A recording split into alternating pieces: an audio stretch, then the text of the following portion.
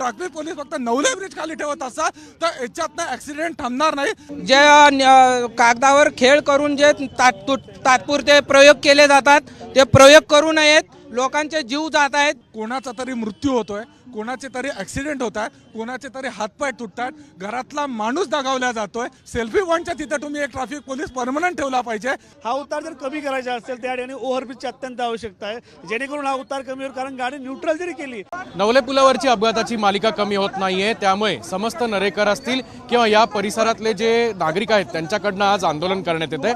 आपण जर पाहिलं तर एक वेगळं अनोखं आंदोलन जे आहे ते या ठिकाणी करण्यात आलेलं आहे। यमराजची जी भूमिका आहे ती वेश परिधान करून आपण जर पाहिलं तर थेट या ठिकाणी यमराज दाखल झालाय का असा प्रश्न या ठिकाणी उपस्थित होताना पाहायला मिळतो।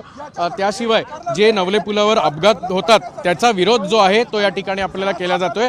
आपण जर हे सगळे फ्लेक्स बघितले, पोस्टर बघितले तर हे नवले ब्रिजच्या विरोधात जे खरं तर फ्लेक्स आहे ते देखील या ठिकाणी करण्यात येत आहेत। काय मागणी आहे या आंदोलनातून? आंदोलनातून हीच मागणी आहे, कागदोपत्री खेळ न करता प्रत्यक्षात कृती करावी।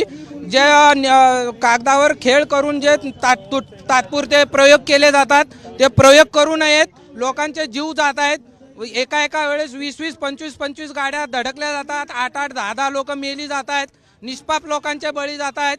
तर याच्यावर सरकारने कायमस्वरूपी कृती करावी, कागदोपत्री खेळ करू नयेत। काय प्रॉब्लेम होतो या ठिकाणी?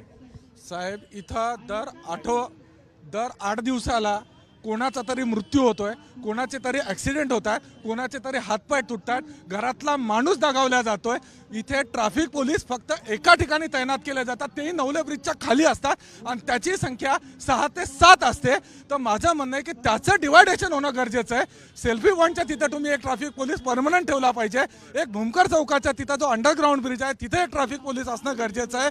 पासलकर ब्रिजच्या तिथे तुम्ही एक माणूस ठेवणं गरजेचं आहे। पण हे न होता फक्त चलन पाडण्यासाठी जर तुम्ही लोकांकडनं पैसा वसूल करण्यासाठी जर 6-6, 7-7 ट्रॅफिक पोलीस फक्त नवले ब्रिज खाली ठेवत असतात तर याच्यातनं ऍक्सिडेंट थांबणार नाही। तुम्हाला ऍक्सिडेंट थांबवायचे असतील तर ट्रॅफिक पोलिसांची व्यवस्था व्यवस्थित करणं गरजेचं आहे, रस्त्याचं मॅनेजमेंट करणं। काय बदल आवश्यक? दरीपूल ते नवले ब्रिज, दरीपूल ते वडगाव ब्रिज हा तीव्र उतार आहे।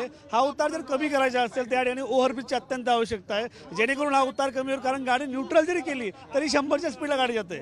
त्यामुळे बघू शकतोय की हे जे आंदोलन जे आहे ते आता सुरू झालेलं आहे आणि त्यातून विविध मागणी जी आहे ती देखील या समस्त आंदोलनकर्त्यांची आहे। या ठिकाणची जी रस्त्याची रचना आहे ती देखील बदलावी आणि त्यासोबतच जे वाहतूक पोलीस कर्मचारी आहेत त्यांची देखील संख्या वाढवण्यात यावी। महाराष्ट्रातील सर्व बातम्यांचे विश्वासार्ह व्यासपीठ,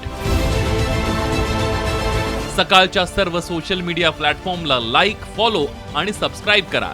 तसंच सर्व नोटिफिकेशनसाठी बेल आयकॉन प्रेस करायला विसरू नका।